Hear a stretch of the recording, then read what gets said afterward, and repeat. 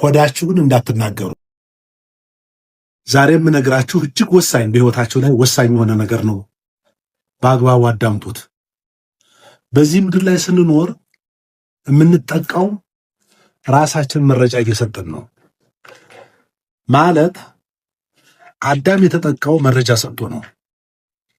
በዲያብሎስ የተጠቃው ወደዚህ ምድር የመጣው የሞት የሞተው እንደዚሁም የሰው ልጅ ከአዳም ጀምሮ እስካሁን ባለው ባንመነው እየተከዳን ሁልጊዜ ሐሳባችን እየቀጨጨ እየጨነገፈ የሚቀረው ኮዳችንን እየተናገርን ነው። ይህ ማለት ምን ማለት ነው? ልንሰራው ያሰብነውን ነገር ለጓደኛ የሚሆን ለምንወደው የሚሆን ለምንቀርበው የሚሆን መናገር የለብን። በእርግጠኝነት ነው ምናቸው። በአግባቡ አዳምጡ። ጓደኛም ቢሆን ዘመድም ቢሆን ለኛ እጅግ ቢቀርበንም ሆዳችንን ሐሳባችንን ከገለጽንለት በኋላ ኤነርጂያችን ይባክናል፣ ሚስጥራችን ይባክናል፣ ይከሽፍብናል፣ ይኮላሻል። በተአምር ለማንም አታካፍ።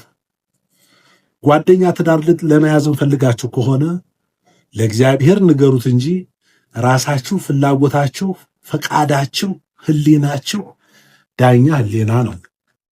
ህሊናችሁ ከፈቀደው ከዚያ በኋላ እግዚአብሔርን ጠይቁ እንጂ ጓደኛዬ ናት፣ ጓደኛዬ ነው፣ እቀርበዋለሁ፣ ሚስጥረኛዬ ነው በማለት ሚስጥራችሁን ካካፈላችሁ በእርግጠኝነት 90% ከመሆኑ አለመሆኑ ይበልጣል። ቢዝነትም ቢሆን እንደዚሁ ነው። ሌላም በዚህ ዓለም ላይ ያሰብናቸው ስኬቶች፣ ያሰብናቸው ቅዶች፣ ያሰብናቸው ነገሮች አሁን ሰዎቹ በራሳቸው ክፉ ናቸው እያልኩ አይደለም፣ ግን መንፈስ አለ፣ እርኩስ ቀናተኛ መንፈስ አለ። ቀናተኛ መንፈስ አለ። ለሰው ልጅ ሁሉ ቀናተኛ የሆነ መንፈስ አለ። እሱ በሰዎች ላይ አድሮ ያጠቃናል። ኢዮብን ብንመለከት ኢዮብ የተጠቃው ልጆቹን ያጣው፣ ሀብቱን ያጣው፣ ጤናውን ያጣው መረጃ ባክኖ ምን ያደርግ ነበረ? መስዋዕት ይሰዋ ነበረ። መስዋዕት ሲሰዋ ሁሉ ጊዜ የልጆችን ጉዳይ እያለ ሲናገር ልጆችን ጠብቅልኝ፣ ልጆቼ ኃጢአት ቢሰሩ፣ ልጆቼ እንዲህ ቢያደርጉ፣ ልጆቼ የሚለውን ቃል ሰይጣን ሰማ። ሰይጣን ይዞ ወደሚመለከተው ይዞ ሄደ። ሰይጣን ከሰሰው። ሰይጣን ሀብቱንም ልጆቹንም ጤናውንም ማሳጣው። አዎ ኢዮብ የተጠቃው መረጃ በማባከኑ ኮዱን በመናገሩ።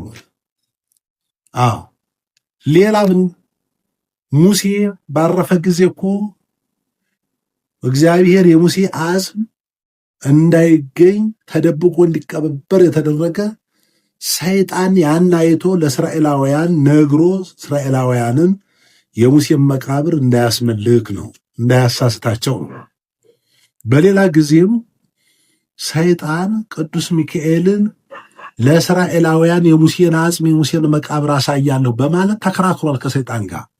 ሰላም ለልሳንከ በነቢብ በጽርፈ ዘይተሃበለ አመ ምስለ ሰይጣን በእንተ ሥጋው ለሙሴ አመ ምስለ ሰይጣን ተባሃለ ሚካኤል ክብርከ ክብረ መላእክት ተለአለ ቀዊሜ ቅድመ ስእልከ ሶባ ወትር ሲእለ በብዕረ ኦሆ ፍጡነ አስማዓኒ ቃለ የተባለው ለዚህ ነው። ጥራችንን አናባክን። ለማን ብዙ ጊዜ የምንደክመው ብዙ ጊዜ የሚበላሽብን ኮዳችንን ለሰው እየነገርን ነው። ኮድ ማለት ሐሳብ ነው፣ ቅር ነው።